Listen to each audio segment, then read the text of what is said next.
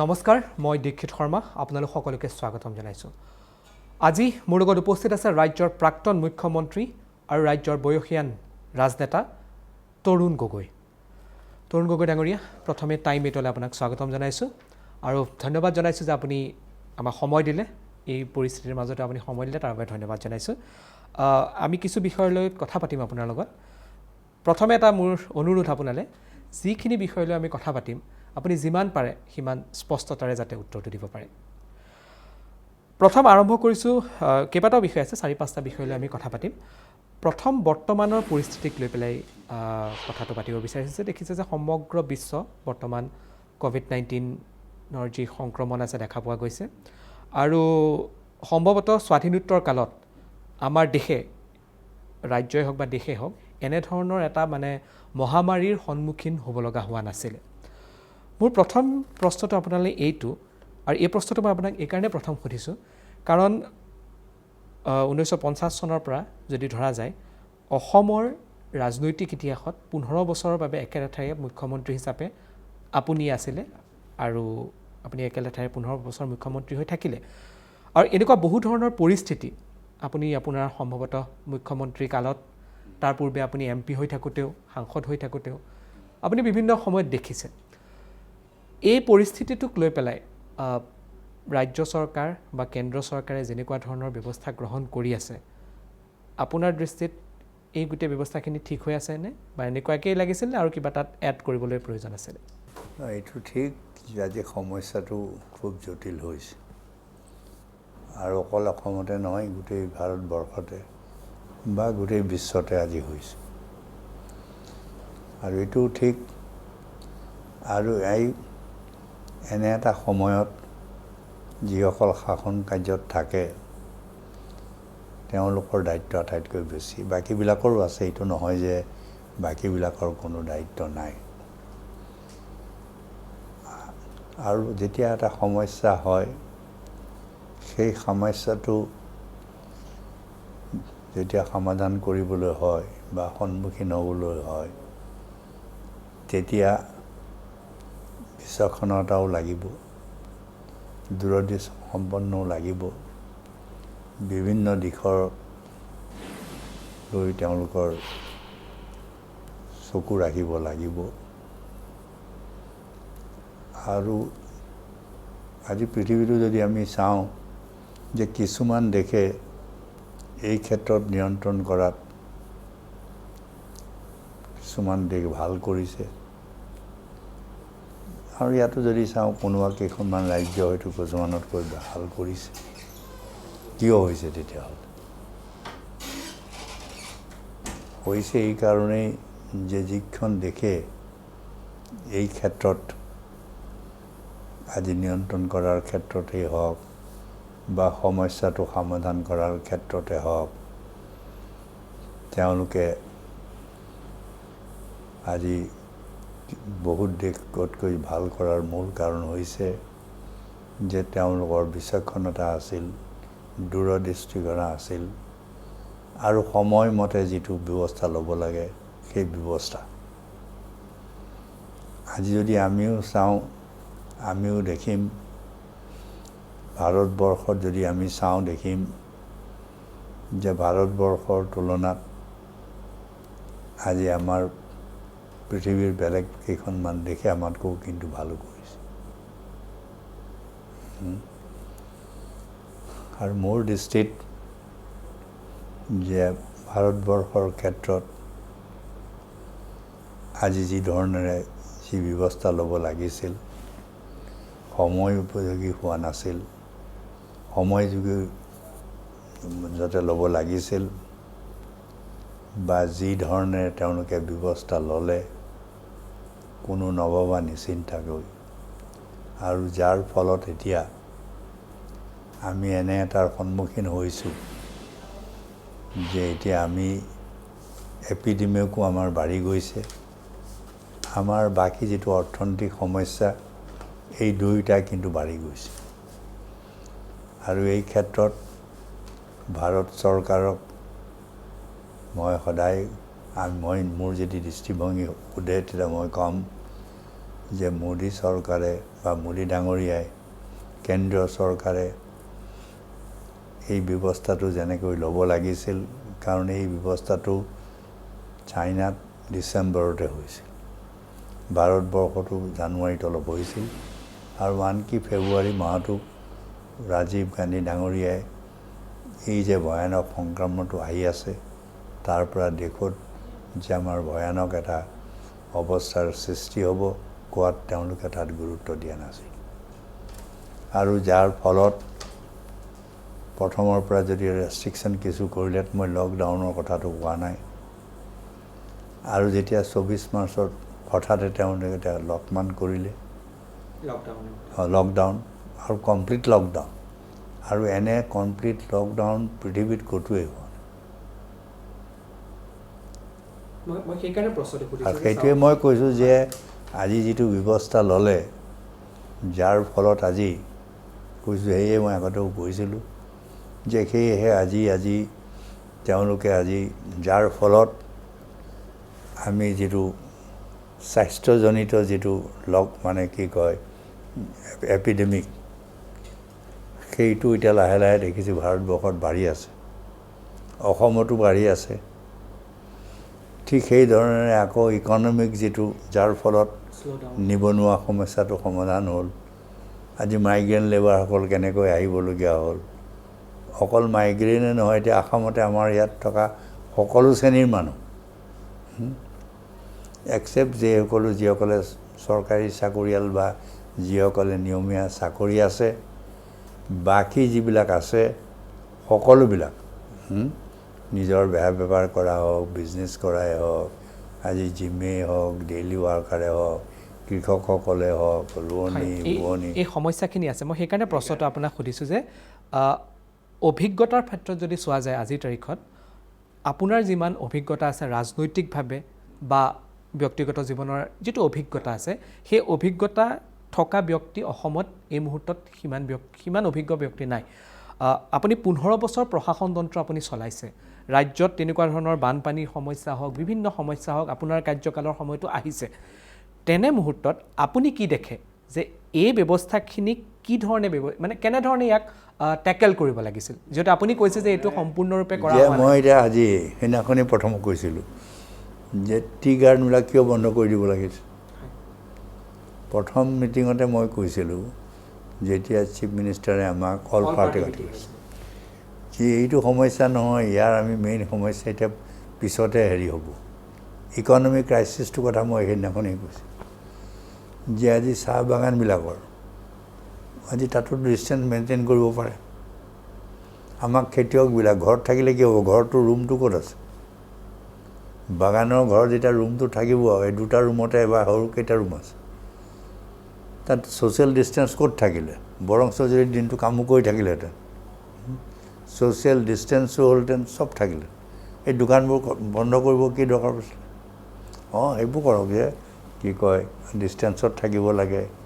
এইবোৰ কৰক। কৰাৰ কাৰণে যিটো মাধমাৰ মাৰিছে, এতিয়া কিয় খুলি দিবলগীয়া হ'ল? এতিয়া ক'ত কমিছে? এতিয়া য'ত বাঢ়িছে ত'ত আৰু আজি কিয় বাঢ়িলে? আজি যদি এই মানুহবোৰ প্ৰথমেও আহি গ'লহেঁতেন, যিবিলাক এই মানুহবিলাক আছিলে ক'ত, মাইগ্ৰেণ্টবিলাক একেবাৰে জেগাবিলাকত, ইনফেক্টেড জেগা বুলি কয়, কাৰণ চিটিবিলাকতহে গৈছিলে, বম্বেতে হওক, কেৰেলাৰ ডাঙৰ চিটিবিলাকতে হওক, আজি হায়দৰাবাদতে হওক, য'ত ইনফেকশ্যন আছিল। আৰু এই মানুহবিলাকক যেতিয়া চাকৰি তাকৰি গ'ল, তাহাঁতি ক'ত থাকিব? তাহাঁতে সৰু ৰুমত ভাড়া ঘৰ আছিল, এইবিলাকতো দুখীয়া মানুহ। তো ছ'চিয়েল ডিষ্টেঞ্চটো ক'ত হ'ল? তো ফলত কি হ'ল? আহিবলৈও নিদিলে, ট্ৰেইনৰ যোগাৰ নকৰিলে, এতিয়া চব আহি কি হৈছে, অসমত এতিয়া ক'ত বাঢ়িলে? এই মানুহবোৰ যদি প্ৰথম অৱস্থাতে আহিলেহেঁতেন, ভাৰতবৰ্ষত বেলেগ ঠাইতো, মই অকল অসমৰ কথাই কোৱা নাই, যে আজি কেন্দ্ৰ চৰকাৰো সেইটোৱে ভুল আছিল। তেতিয়া হয় বোলে ট্ৰেইন কি কয় ৰেগুলেট কৰক, লাগিলে মই এইটো কোৱা নাই, কিন্তু এনেকুৱা ধৰণৰ বন্ধ কৰি দিলে, আৰু পিছত আকৌ খুলিবলগীয়া হ'ল, বুজিছেনে? কিন্তু বাই ডেট টাইম তুমি ডেমেজটো অলৰেডি হৈ গ'ল। এইটো মই এইটোৱে কৈছোঁ যে যিমতে কৰিবলৈ প্ৰথমৰ পৰাই ইজি মইতো লকডাউন ৱৰ্ডটোৱে পচন্দ কৰা নাই মই ক'ব খুজিছিলোঁ ৰেষ্ট্ৰিকশ্যন কৰা ৰেষ্ট্ৰিকশ্যনে এতিয়ানো কি কৰি আছে এতিয়াতো আৰু লকডাউন হৈ থকা নাই এতিয়া ক'ত লকডাউন তো ইউ ডু ৰেষ্ট্ৰিকশ্যন য'ত আছে তাৰ ৰেষ্ট্ৰিকশ্যন কৰা আৰু য'ত দৰকাৰ নাই ইয়াতে খেতি বাতি আমাক তেতিয়া খেতি কৰাই হওক সৰু সৰু দোকান দিয়াই এইবিলাক বন্ধ কৰিব কি দৰকাৰ আছিলে তেতিয়াও যদি বোলে নহয় এটা ডিষ্টেঞ্চ মেইনটেইন কৰক যাৰ ফলত আজি অসম ইকনমি কি হ'ল অসম ইকনমি নহয় গোটেই ভাৰতবৰ্ষৰ ইকনমিটো কি হ'ল এই ইকনমি এতিয়া সোনকালে ঘূৰাই পাব নেকি এনেকুৱা এটা অৱস্থাত মোৰ পৰৱৰ্তী প্ৰশ্নটো হ'ল আপুনি ইতিমধ্যে কেইবাটাও কথা ক'লে যে লকডাউনত এইকেইটা ভুল আছিল বা যিখিনি কৈছে অৰ্থনীতি আছে এই গোটেই ব্যৱস্থাটোক সুদৃঢ় কৰিবৰ বাবে যদি কৰিব লাগে আপোনাৰ পৰামৰ্শ এই মুহূৰ্তত কি হ'ব যে কেনেধৰণৰ ব্যৱস্থা ল'ব লাগে এতিয়া তেনেকুৱা হৈছে কি অৰ্থনীতিয়ে হওক বা অন্যান্য অৰ্থনীতিৰ কথাই কৈছোঁ যে হয়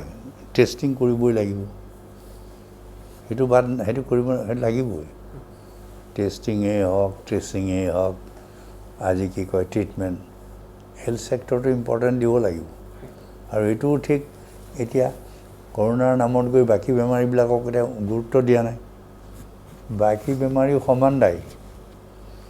আজি চৰকাৰে কি কৰিছে সমানে গুৰুত্ব দিব লাগিব সমানেই মানে কৰোণাৰ লগতে অন্যান্য ৰোগীসকল চাৰ্ভাৰটো হেৰি নাহে নেকি ক'ৰবাৰ কিডনীৰ হৈছে কোনোবা হয়তো গেষ্ট্ৰিক এণ্টাৰাইটিছ হৈছে কোনোবা কাৰোবাৰ হাৰ্টৰ হৈছে তো আজি এনচিফেলাইটিছত দেখোন 12টা মানুহ মৰিব মই কথা এটা কৈছোঁ ক'ৰবাত টিবি হৈ গ'ল তো এই বাকীবিলাকক এতিয়া নেগলেক্ট কৰা হৈছে গোটেইবিলাক যিটো হেল্থৰ এটাৰ কাৰণে বাকীবোৰ কিন্তু এটা কি কয় নেগলেক্ট হৈছে মই এইটোৰ ওপৰতো দিব লাগিব এইটো কোৱা নাই যে আমি সেইটোৰ ওপৰত দিব লাগিব মানুহক কনচাছ কৰিব লাগিব যে এইটোও কৰা আৰু এইটো এওঁলোকে জানে যে আমাৰ ইয়াত কি কয় ফেটেলিটি বা মৰ্টেলিটিটো কম ভাৰতবৰ্ষতো কম অসমতো কম বুজানে তো আজি আমি লাকি বুলিয়ে কওঁ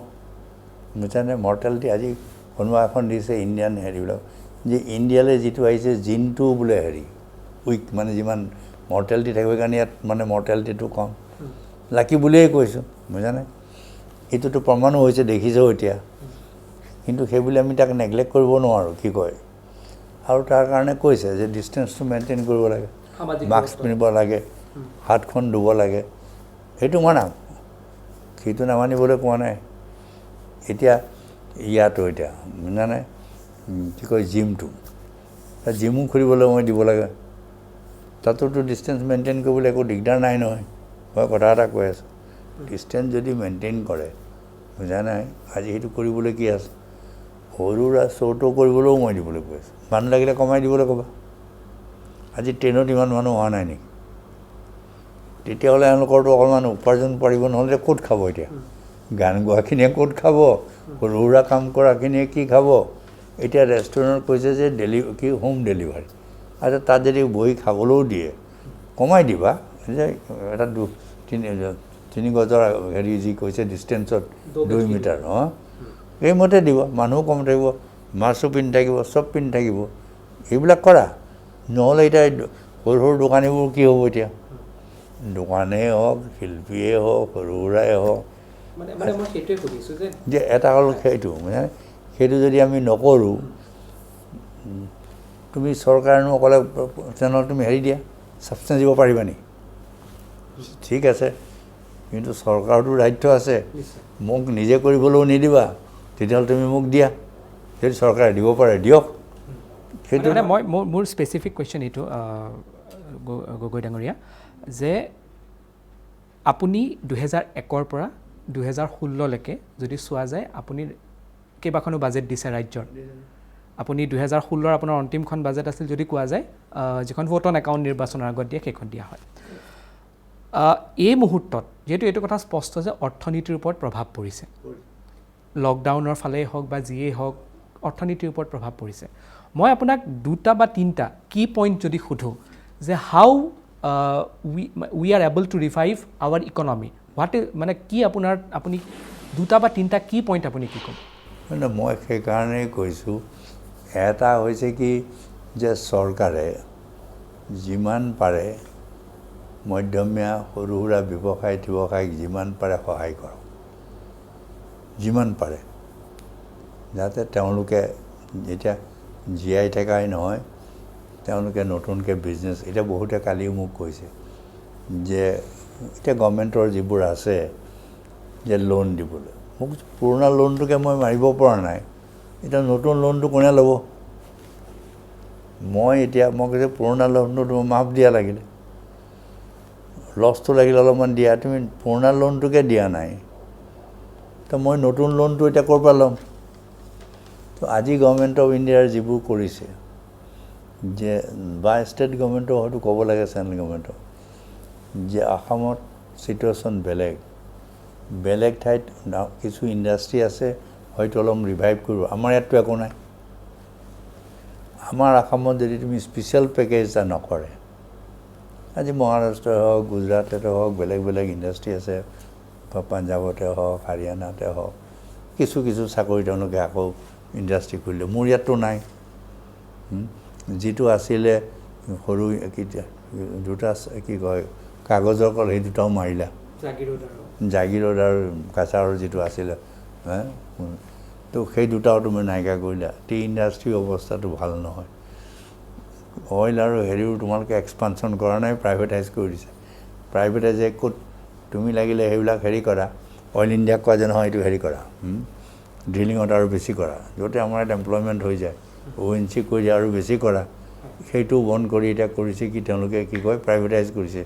আৰু প্ৰাইভেটাইজে এতিয়া সোনকালে আহিব নেকি? তেওঁলোকে আকৌ লাভ নহ'লতো নকৰে। তো অসমৰ নিচিনা জেগাত যদি গভৰ্ণমেণ্টে যদি খৰচ নকৰে, এতিয়া এই যিটো কথা ক'লে, এইটো গভৰ্ণমেণ্ট অফ ইণ্ডিয়াই কি কয় আমাৰ অসম গভৰ্ণমেণ্টে প্ৰেছাৰাইজ কৰি এই দুটা হেৰি কৰিব দিব নালাগিছিল, কি কয় কাগজৰ কল দুটা। আমাৰ তেতিয়া বাজপেয়ীৰ দিনতো বন্ধ কৰিব দিছে, মইতো ৰাখি দিলোঁ। সেইটো বাদেওতো চিমেণ্টটোও কৰিছিলে বোকাজান, ভাগ্য হ'ল এতিয়ালৈকে হোৱা নাই। তেতিয়া ৰখাই থ'লোঁ, বুজানে? তেতিয়া ফাৰ্টিলাইজাৰ বন্ধ কৰিব, নাই ৰখা, এতিয়াও আছে, কিন্তু সেইকেইটা ঘূৰি পেলাই আমাৰ দিনত নাই, এতিয়াও নাই। সেইকেইটাও হেৰি কৰা কথা আছে, ফাৰ্টিলাইজাৰ মানে যিটো নামৰূপ ফাৰ্টিলাইজাৰ, এতিয়া লছ বুলি কৈ পেলাই। অসমত মই কৈছোঁ লছলৈ চালেতো নহ'ব। তুমি ভাৰতবৰ্ষত যদি আমি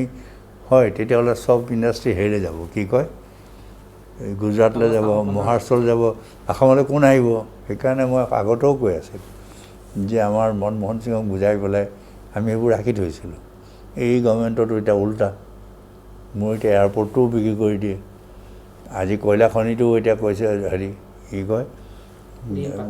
ডিং পাটকাইটো তেনেকৈ এতিয়া খনন কৰি প্ৰাইভেটাইজ কৰিবলৈ ঠিকেই কৰি আছে। কাইলৈ কোনদিনা ডিং পাটকাই গুচাই দিব, কল ইণ্ডিয়া গুচাই দিব, তাৰতো একো নাই। সেইটো দিয়াটো বাৰু বেলেগেই, খননটো দিয়াৰ কথা কৈছে, সেইটো ইক'লজিকেল বেলেঞ্চটোৰ কথা বাদেও হেৰিটো। তো এনেকৈ যদি এটাকৈ যদি প্ৰাইভেটাইজে কৰি থাকে, আমাৰ ইয়ালৈ কোন আহিব? কাইলৈ যদি ৰেলো প্ৰাইভেটাইজতকৈ গভৰ্ণমেণ্টে নিজৰ ফালৰ পৰা নৰ্থ ইষ্টত চব, মই আন ঠাইত নকওঁ, মানে চৰকাৰৰ মানে ব্যক্তিগতকৰণ কৰাৰ বিপৰীতে আপুনি ক'ব বিচাৰিছে যে নৰ্থ ইষ্টত কিন্তু সেইটো ক'ব নালাগে, চৰকাৰে নিজাববীয়াকৈ এইখিনি কেনেকৈ চলাই পেলাই আৰু যিবিলাক যদি লাভ হৈ আছে তাত, দিব পাৰি। আচ্ছা যিবিলাকৰ লাভ হৈ আছে তুমি তাত কিয় কৰিছা? বুজিলোঁ ক'ৰবাত লছ হৈছে অলপমান বুজিলোঁ, য'ত মোৰ লাভ হৈ আছে তুমি তাকো বিক্ৰী কৰি দিছা, বুজানে? আৰু নৰ্থ ইষ্টত যে এইটো যদি কৰিবলৈ কাইলৈ এইবিলাক চব যাব। এতিয়া টেট্ৰকেমিকেল এই ধৰণে যদি গৈ থাকে, ত' এইবিলাক চব এতিয়া হেৰি কৰি দিব, কি কয় প্ৰাইভেটাইজ কৰি দিব, বুজানে? দুটামান ৰাজনৈতিক বিষয়লৈ আহিব বিচাৰিছোঁ। ইতিমধ্যে আমি ক'ভিডলৈ কেইবাটাও আপুনি ইকনমিক পলিচিৰ ওপৰত কথা ক'লে, ৰাজ্যৰ ৰাজনীতিৰ দুটামান বিষয় লৈ আহিছোঁ। ৰাজনীতিৰ বিষয় হিচাপে মই প্ৰথম প্ৰশ্নটো যিটো ক'ম, মই সেইটো আপোনাক অকণমান ফ্লেশ্ববেকত লৈ যাব বিচাৰিছোঁ। 1975 1975 চনটো ভাৰতৰ ইতিহাসত যদি চোৱা যায়, মনোৰঞ্জনৰ ক্ষেত্ৰৰ আৰু ৰাজনৈতিক ক্ষেত্ৰ দুটাৰ ফালৰ পৰা গুৰুত্বপূৰ্ণ। ইমাৰ্জেঞ্চি লাগিছিলে 25 জুন 1975, ৰাজনৈতিক দৃষ্টিকোণৰ পৰা সেইটো এটা আপুনি চাব পাৰে গুৰুত্বপূৰ্ণ।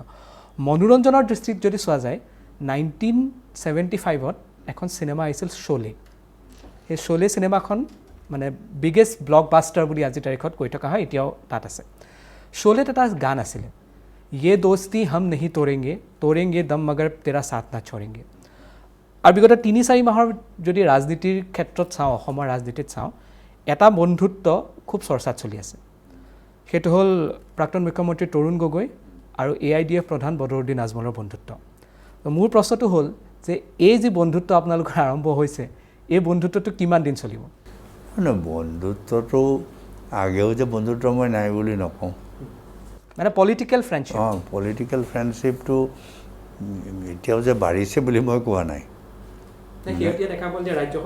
ৰাজ্যসভাটো আমি আছোঁ আমি দিছোঁ সেইটো হয় অকল সেইকাৰণেই যে বাকী যে আমি ডেইলি এতিয়াতো আমি লগেই পোৱা নাই মই কথা এটা কৈছোঁ আজি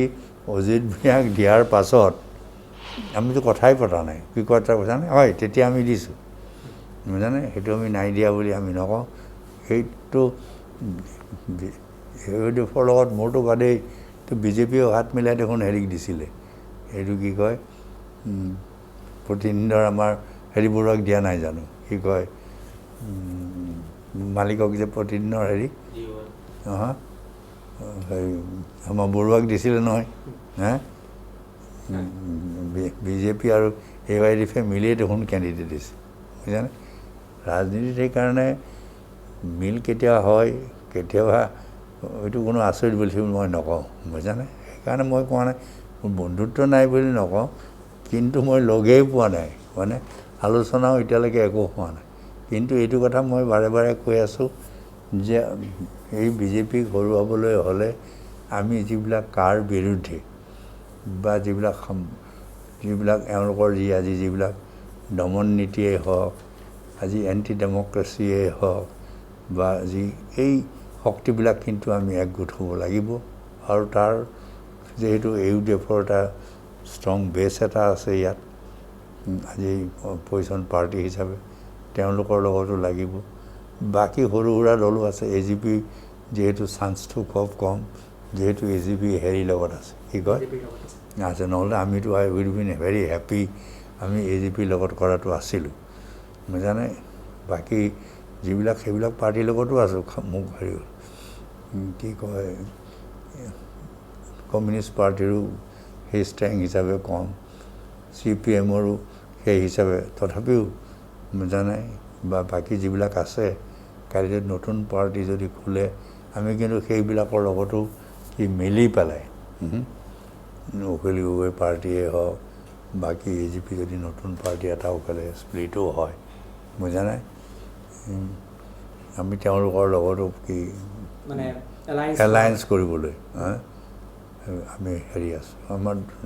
মোৰ ব্যক্তিগতে কৈছোঁ যে এইটো মইতো আৰু কংগ্ৰেছৰ এতিয়া হেৰি নহয় সভাপতিও নহয় মোৰ ব্যক্তিগত যদি হয় আপোনাৰ দৃষ্টিকোণৰ পৰা কৈছে এই মুহূৰ্তত চাওক আজি হ'ল জুন মাহৰ 4 তাৰিখ 2020 অহা বছৰ আজিৰ তাৰিখলৈ অসমত যদি সকলো ঠিকে থাকে নতুন চৰকাৰ হৈ যাব 2021 4 জুনৰ আগে অসমত নতুন চৰকাৰ হৈ যাব আজি ৰাজ্যৰ সকলোতকৈ অভিজ্ঞ ৰাজনীতিবিদ 15 বছৰকৈ মুখ্যমন্ত্ৰীৰ দায়িত্ব লোৱা তৰুণ গগৈক যদি মই সোধোঁ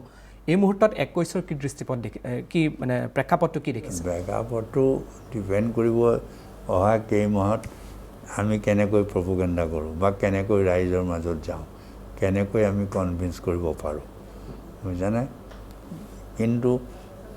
আমাৰ কি কয় বহু ইছ্যু আছে কিন্তু এইটো নহয় যে আমাৰ হাতত এতিয়া কোনো ইছ্যু নাই আমাৰ হাতত বহুত ইছ্যু আছে সেই ইছ্যুবিলাক আমি কেনেকৈ ৰাইজৰ মাজলৈ লৈ যাওঁ ৰাইজক আমি কেনেকৈ তেওঁলোকক কনভিন্স কৰিব পাৰোঁ বুজানে এই কথাটো বা প্ৰপোগেণ্ডা আজিকালি ছ'চিয়েল মিডিয়া আছে ফলছ প্ৰপোগেণ্ডাও কৰে আজিকালি কোনো প্ৰপোগেণ্ডা কৰাৰ কোনো হিচাপ নাই বুজানে মিছা প্ৰপোগেণ্ডা আৰু ঠিক তেওঁলোকে যিটো কমিউনেল প্ৰপোগেণ্ডা কৰি যিটো কৰিবলৈ বিচাৰে মানে আপুনি কনফিডেণ্ট নে যে 21ৰ নিৰ্বাচনত বৰ্তমানৰ শাসনাধিষ্ঠ দলটোক হৰুৱাব পাৰিব আমাৰ হেৰি বুলি মই ভাবোঁ কি কয় স্কোপ আছে বুলি মই ভাবোঁ বুজানে এইটো নহয় যে আমাৰ মানে কোনো আশা নাই বুজানে সেইটো মই নহয় মই কৈছোঁ এইটো আশা আছে কাৰণ এওঁলোকে যিমানেই যি কওক আৰু 6 মাহত ইম্প্ৰুভ কৰিব নোৱাৰে ইকনমিক চিটুৱেশ্যনৰ কথা কৈছোঁ বুজিছানে অৰ্থনৈতিক এইটো কথা 100% তেওঁলোকে যিমানেই যি নকৰক বুজিছানে এইখিনি তেওঁলোকে কৰিব নোৱাৰে আৰু চেণ্ট্ৰেল গভৰ্ণমেণ্টো যি ধৰণে মই দেখি আছোঁ সেই ধৰণে তেওঁলোকে ইম্প্ৰুভ কৰিব নোৱাৰে যদি কৰিব নোৱাৰিলে বুজিছানে যদি বোলে তেওঁলোকে বহুত ধৰণৰ চিটুৱেশ্যন বহুত চেঞ্জ কৰি পেলাই টেকল কৰি পেলাই বহুত ইম্প্ৰুভ কৰিব পাৰে সেইটো কৰিব নোৱাৰে বুলি মই 100% চিয়'ৰ আৰু সেইকাৰণেই মই কৈ আছোঁ যে আমি মানে আপোনালোকৰ আশা আছে দুই তিনিটা বিষয় আছে মই চমুকৈ আপোনাৰ পৰা লৈ ল'ব বিচাৰিম যেন শেহতীয়াকৈ সমষ্টি পুনৰ নিৰ্ধাৰণক লৈ পেলাই সমিতি গঠন কৰি দিয়া হৈছে আপুনি যেতিয়া মুখ্যমন্ত্ৰী আছিলে 2002 চনত তেতিয়াৰ চৰকাৰখনে কেন্দ্ৰৰ চৰকাৰখনে সমষ্টি পুনৰ নিৰ্ধাৰণৰ কথা কৈছিলে সমিতি এখন গঠন কৰি দিয়া হ'ল আপুনি মুখ্যমন্ত্ৰী কালত 2007 চনত সেই প্ৰতিবেদন এখন দিয়া হ'ল অসমৰ 126টা সমষ্টিক লৈ পেলাই কিন্তু সেইখনত বিভিন্ন কাৰণত সমষ্টি পুনৰ নিৰ্ধাৰণটো এতিয়া গ্ৰহণ কৰা নহ'ল 2007 চনৰ প্ৰতিবেদনখন মানা নহ'ল এই বছৰ পুনৰ আকৌ ফেব্ৰুৱাৰী মাহৰ 28 তাৰিখে তেতিয়া মই নিজে উপোজ কৰিছোঁ বুজানে কাৰণ এইখন যদি এতিয়া কৰে সেইটো বুজা নাই এইখন হৈছে কি পপুলেশ্যনৰ ওপৰত আৰু পপুলেশ্যনৰ ওপৰত মানে আপুনি যে বিৰোধিতা কৰিছিল 2007 চনত কিহৰ কাৰণে বিৰোধী এটা কাৰণে কৰিলোঁ কি যে এইখনৰ হৈছে কি যিটো প্ৰিন্সিপল আছে পপুলেশ্যন বেছটো যি পপুলেশ্যন বাঢ়িলে এই পপুলেশ্যন বাঢ়িলে আমাৰ অসমীয়া যে মেজৰিটি এটো চিট কমি যাব এতিয়াও কমি যাব এইটো বুজা নাই বুজানে কাৰণ পপুলেশ্যনৰ ওপৰতে কৰিছে আমাক কৈছে যে পপুলেশ্যনৰ ওপৰত নহয়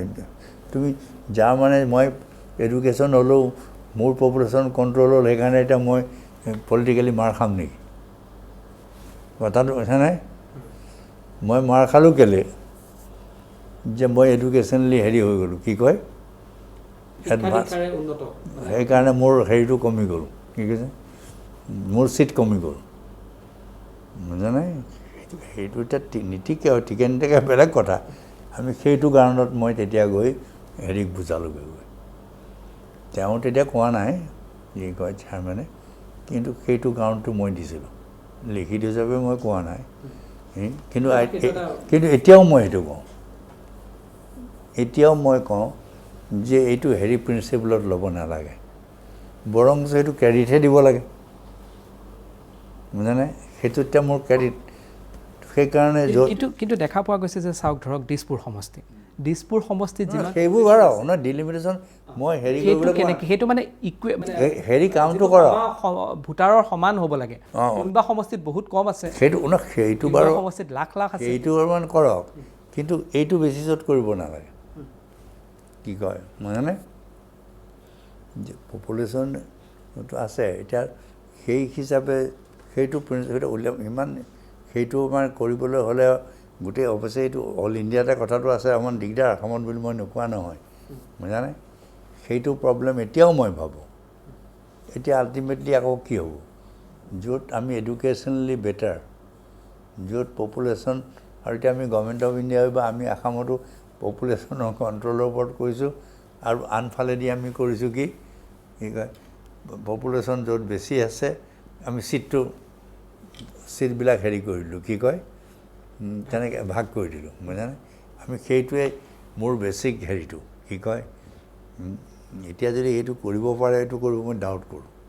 আপোনাৰ সন্দেহ আছে মোৰ নোৱাৰে ইমান মোৰ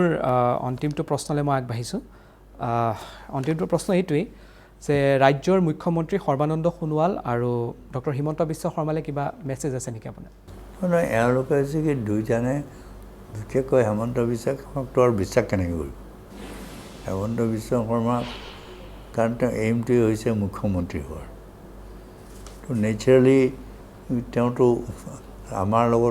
মোৰ লগতনো কি কনফ্লিক্ট আছে কনফ্লিক্টটো একো নাই মই তেওঁ কৰা চব মই কৰোৱা মানিও আছিল তেওঁ এইটো মই নকওঁ যে তেওঁ মনা নাই বা মোক হেৰি কৰা নাই সেইটোও নহয় কিন্তু এটাই তেওঁৰ উদ্দেশ্য আছিল কি কয় মুখ্যমন্ত্ৰীটো হোৱাটো মই জানে এতিয়া সেই আমাৰ দিনততো বাৰু নহ'ল এতিয়া 5 বছৰ গ'ল নহ'ল তো নেচাৰলি অহা বছৰ তেওঁ এৰি দিবনি তেওঁ নিশ্চয় বুজা নাই নেচাৰলি ইয়াৰ পিছত আৰু নহ'লে কি হ'ব নেকি বুজা নাই তো এইকাৰণে বাহিৰে লাগিলে যিমানেই হেৰি নকৰক কি কয় কিন্তু এওঁলোকৰ কাৰ্যকলাপেই বুজা যায় যে অলপ এটা কম্পিটিশ্যনটো চলি আছে বুজা নাই এইটো কাৰ্যকলাপ যদি আমি চাওঁ তেতিয়া দেখা যায় বুজা নাই যে বাহিৰে যদিও মানে সেইটো খোলাখুলিভাৱে ভৰি আছে কিন্তু ভিতৰি যে এই কথাটো বুজা নাই যে এটা কম্পিটিশ্যন চলি আছে ভিতৰি এই কথাটো বুজিবলৈ কাৰো বাকী নাই 21ত আপোনাক তৰুণ গগৈক আকৌ বাৰু বিধানসভাৰ মজিয়াত দেখা পোৱা যাব নেকি সেইটো এতিয়ালৈকে মই ঠিক কৰা নাই কিন্তু এতিয়ালৈকে বহুতে কৈছে যে আপুনি নুঠিলে বেয়া হ'ব সেইকাৰণে মই এতিয়ালৈকে নুঠো বুলি ভবা নাই সঁচা কথা মন খোলা ৰাখিছে যে নিৰ্বাচন 21ত খেলিম বুলি ভাবি আছোঁ এতিয়ালৈকে তেতিয়াহ'লে এইটো মানে এটা ৰেকৰ্ড হ'ব ৰাজনৈতিক ৰেকৰ্ড কাৰণ আজি যিটো ইমান বয়সীয়ান এজন আপুনি নেতা তাৰপিছত এক্টিভ পলিটিক্সত থাকি পুনৰ নিৰ্বাচন খেলাটো নিশ্চিতভাৱে মই ভাবোঁ যে অসম ভাৰতৰ ৰাজনীতিত এটা ৰেকৰ্ড হ'ব নহয় বুলি নকওঁ মই কাৰণ আচলটো কাৰণটো বয়সৰ কাৰণেইতো খেলোঁ নেখেলোঁ এটা মাজে মাজে যে কেতিয়াবা মনটো খেলিব লগা এটা আছে মই মাজে মাজে কেতিয়াবা ভাবোঁ বা মোৰ পৰিবাৰে বাকীবিলাকেতো বাধাই দিয়ে কিন্তু মই ভাবোঁ যে এইটো সময়ত যদি এৰি দিওঁ বুজা নাই তেতিয়াহ'লে যি ধৰণে এওঁলোকে গৈ আছে বিজেপিয়ে বুজা নাই যি ধৰণে মানে অসমতে হওক সকলো ধৰণৰ কথা না ইকনমিকেলি তেওঁলোকে ছাকচেছফুল হৈছে না ছ'চিয়েলি হৈছে না পলিটিকেলি হৈছে বুজা নাই সেইকাৰণে বুজা নাই মই ভাবোঁ যে অসমৰ স্বাৰ্থৰ কাৰণে আৰু যি ধৰণে অসমৰ স্বাৰ্থ তেওঁলোকে আজি বিসৰ্জন দি আছে আনিয়েই হওক প্ৰাইভেটাইজেশ্যন কৰিয়েই হওক বিভিন্ন ধৰণৰ আমিও অল ইণ্ডিয়া পাৰ্টি আছিলোঁ কিন্তু আমিতো অসমৰ স্বাৰ্থ কেতিয়াও বাদ দিয়া নাছিলোঁ বিদেশী খেদাৰ ক্ষেত্ৰতেই হওক আমাৰ দিনতো এইবিলাক আছিল কি অইলৰ প্ৰাইভেটাইজেশ্যনৰ কথা তেতিয়াও এইটো আজি নহয় এইবিলাক যে প্ৰাইভেটাইজেশ্যনৰ কিন্তু আমিতো হেৰি কৰি আছিলোঁ কি কয় যিমান পাৰোঁ আমি বাধা দি পেলাই আমি বন্ধ কৰি ৰাখিছিলোঁ আমি সেয়েহে কৈছোঁ অসমীয়া মানুহৰ স্বাৰ্থ হয় কাৰণ আমাৰ স্বাৰ্থ যদি অসমতে নাথাকে আৰু ক'ত থাকিব বুজানে অসমতে যদি নাথাকে বুজানে তো ক'ত থাকিব আৰু এওঁলোকে যিটো প্ৰেছাৰাইজ কৰিব লাগে সেইটো কৰিব পৰা নাই বুজানে কংগ্ৰেছত কিবা পৰিৱৰ্তনৰ আৱশ্যকতা অনুভৱ কৰে নেকি নাই পৰিৱৰ্তনটো ষ্ট্ৰেটেজিও লাগিব আমি চাবও লাগিব সময়তো দৰকাৰ হ'ব একেটা ষ্ট্ৰেটেজিও নচলে বুজিছি সময় পৰিৱৰ্তন হোৱাৰ লগে লগে সময় উপযোগী সিদ্ধান্ত গ্ৰহণ ল'ব লাগিব হয়তো লাগিব সেইটো নহ'লে তাৰ বাবে নেতৃত্বও যদি পৰিৱৰ্তন কৰিব লাগে নেতৃত্বটো নকৰিলেও মিলিজুলি কৰিবতো লাগিবই ষ্ট্ৰেটেজি কাৰণ বিজেপিৰ ষ্ট্ৰেটেজিৰ লগত আমাৰ লগত আৰু ইহঁতৰ হৈছে কি এওঁলোকৰ লগত দিগদাৰ কি এওঁলোকৰ বৰ ৰিচৰ্চফুল হ'ল টকা পইচা সেইটো বাজপেয়ীৰ দিনত নাছিল এতিয়া মানি পলিটিক্সটো খুব ডাঙৰ হৈ গ'ল আৰু এওঁলোকৰ যিটো কমিউনেল বাজপেয়ীৰ দিনত এনেকুৱা আছিল তেতিয়াও মই নকওঁ কিন্তু এওঁলোকৰ যেনেকৈ মানে কি কয় হেট পলিটিক্স বুলি যিটো কয় বুজানে এজাক মানুহক একেবাৰে কি কয় হেট্ৰেজ কৰি মানুহৰ মাজত এটা এনেধৰণৰ কি কয় পৰিৱেশ এটা সৃষ্টি কৰি লয় বুজানে সংঘৰ্ষও কৰি লয় যাতে এজাক ব্লাইণ্ডলি আহি যায় আৰু এজাক মানে আঁতৰ কৰি দিয়ে যিটো আগৰ বিজেপিও আছিলে বাজপেয়ী সেইটো নাছিল আৰু ৰিচৰ্চটো যিটো খেলিছে মানি পাৱাৰটো আৰু যিটো ডেম'ক্ৰেটিক যিটো কি কয় ছাপ্ৰেছ কৰিবলৈ যিটো বিচাৰিছে CBI লগাই হওক CPM হেৰি লগাই হওক এই বস্তু কিন্তু আগে নাছিল বেলেগ অপজিশ্যন পাৰ্টি নাছিল আজিৰ এই দলটো আনকি হেৰিও নাছিলে কি কয় বিজেপিৰ বাজপেয়ীও নাছিল এতিয়া মানে বিজেপি অকণমান সলনি হৈ গৈছে বুজিছানে সেইকাৰণে এই ক্ষেত্ৰত আজি যদি আমি নলওঁ ভৱিষ্যত কিন্তু দেশৰ অসমটো বাৰু বাদে সকলোৰ কাৰণে মানে বিপদজনক বুলি কওঁ। তৰুণ গগৈ ডাঙৰীয়া ধন্যবাদ জনাইছোঁ, আপুনি যথেষ্ট সময় দিলে তাৰ বাবে ধন্যবাদ জনাইছোঁ। ঠিক আছে। এয়া আছিল ৰাজ্যৰ প্ৰাক্তন মুখ্যমন্ত্ৰী, ৰাজ্যৰ বয়সীয়াল নেতা তৰুণ গগৈ। সকলো বিষয় স্পষ্টতাৰে ক'লে যে প্ৰয়োজন হ'লে ষ্ট্ৰেটেজিও চেঞ্জ কৰিব লাগিব, কংগ্ৰেছেও চেঞ্জ কৰিব লাগিব, সলনি কৰিব লাগিব, নিজৰ কাৰ্যপন্থাকে ধৰি সকলো সলনি কৰিব লাগিব। আৰু 21ত কিন্তু পুনৰ এবাৰ বিধানসভাত প্ৰাক্তন মুখ্যমন্ত্ৰীজনক পুনৰ এবাৰ দেখা পোৱাৰ ইংগিত দিলে প্ৰাক্তন মুখ্যমন্ত্ৰী তৰুণ গগৈয়ে। টাইম এইটৰ এই বিশেষ অনুষ্ঠানৰ পৰা মই দীক্ষিত শৰ্মাই বিদায় লৈছোঁ। ধন্যবাদ, নমস্কাৰ।